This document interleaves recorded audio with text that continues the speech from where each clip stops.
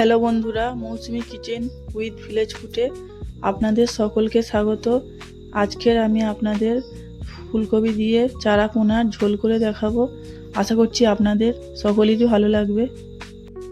রেসিপিটি এমনভাবে করে দেখাবো আপনারা বাড়িতে যে কোনো মাছ দিয়ে ট্রাই করতে পারেন। এই রেসিপির জন্য আমি বাজার থেকে চারা পোনা নিয়ে এসেছি। আপনারা চাইলে কাতলা, তেলাপিয়া, লাইলেন্টিকা দিয়েও এই রেসিপিটি করতে পারেন। আমার রেসিপিটি ফলো করে রান্না করলে ফুলকপি দিয়ে মাছের তরকারিটা সবচেয়ে সেরা স্বাদের হবে।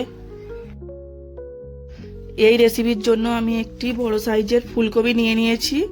মাছগুলি ভালো করে পরিষ্কার করে নিয়েছি। মাছে লবণ ও হলুদ মেখে নেব। আপনারা যে মাছ নেবেন না কেন এইভাবে মাখিয়ে নেবেন। কড়াটি ভালো করে গরম করে নেব। এর মধ্যে দিয়ে দেব সরিষার তেল। আমি এখানে সরিষার তেল দিয়েছি, আপনারা চাইলে সাদা তেলেও মাছটি ভাজতে পারেন।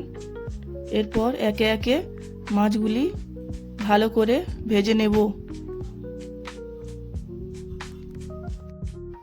এখানে আমি 4 পিস করে মাছ ভেজে নেব। বেশি মাছ দিলে ভেঙে যেতে পারে। মাছের এক পিঠ হয়ে গেছে, অপর পিঠটি উল্টে ভালো করে ভেজে নেব।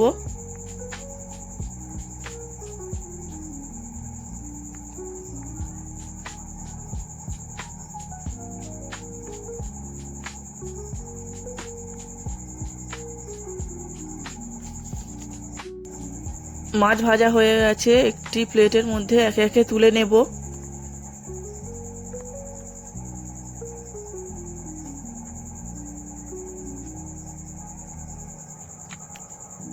ওই একই তেলে আলুগুলি ভালো করে ভেজে নেব।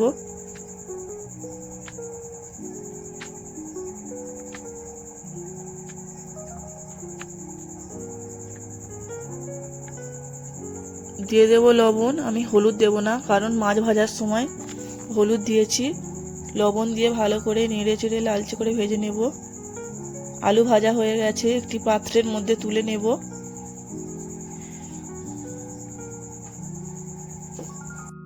এরপর ফুলকপি ভেজে নেব। ফুলকপির একটা কাঁচা গন্ধ থাকে, এইভাবে রান্নার আগে ভেজে নিলে কাঁচা গন্ধ চলে যায়। গ্যাসের ফ্লেমটি মিডিয়ামে রাখবেন। খেয়াল রাখবেন ফুলকপি না পুড়ে যায়। ফুলকপির সাথে দিয়ে দেব লবণ। লবণ দিয়ে নেড়ে চেড়ে ভেজে নেব।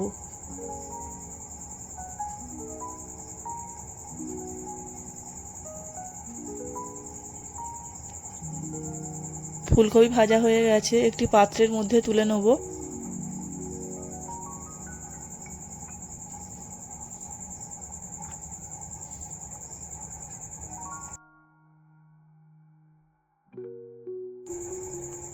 এবার চলে এসেছি মূল রান্নায়। আবারও কড়াইতে দিয়ে দেবো সরিষার তেল।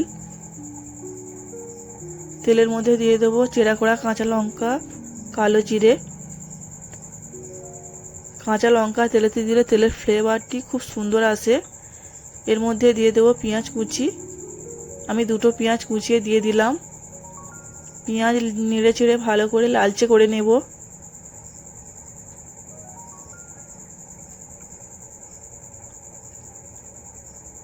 পেঁয়াজ লালচে হয়ে গেছে, এর মধ্যে দিয়ে দেব আদা ও রসুন বাটা। আদা রসুন বাটা দিয়ে 2 মিনিট ভালো করে ভেজে নেব।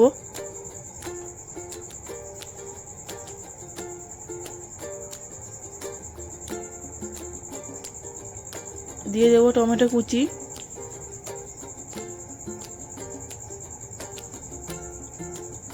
ও পরিমাণ মতো লবণ। লবণ দিয়ে ভালো করে ভেজে নেব।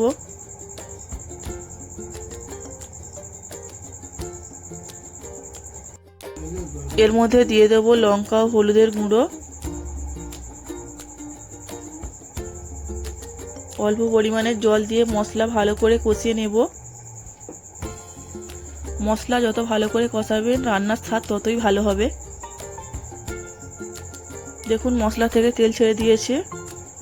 এর মধ্যে ভেজে রাখা আলু ও ফুলকপি দিয়ে মশলার সঙ্গে ভালো করে নেড়ে চেড়ে কষে নেব। এইভাবে রান্না করলে ফুলকপি দিয়ে মাছ রান্না সবচেয়ে মজার হয়, বাড়িতে ট্রাই করলেই বুঝবেন। এর মধ্যে দিয়ে দেব পরিমাণ মতন জল।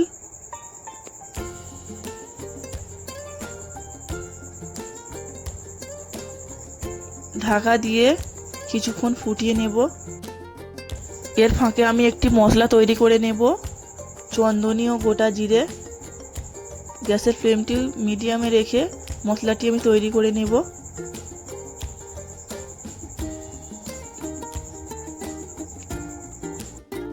মশলা গুঁড়ো করে লাস্টে ঝোলের মধ্যে দিয়ে দেব। দেখুন ঝোল ফুটে গেছে। এর মধ্যে ভাজে রাখা মাছ দিয়ে দেব। একটু খুন্তির সাহায্যে মাছগুলি ঝোলের মধ্যে ডুবিয়ে দেব। রান্না প্রায় কমপ্লিট।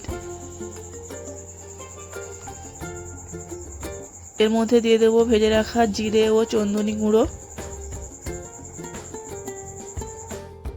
দেখুন বন্ধুরা, কত সহজেই তৈরি হয়ে গেল আলু ও ফুলকপি দিয়ে চারা পোনার ঝোল।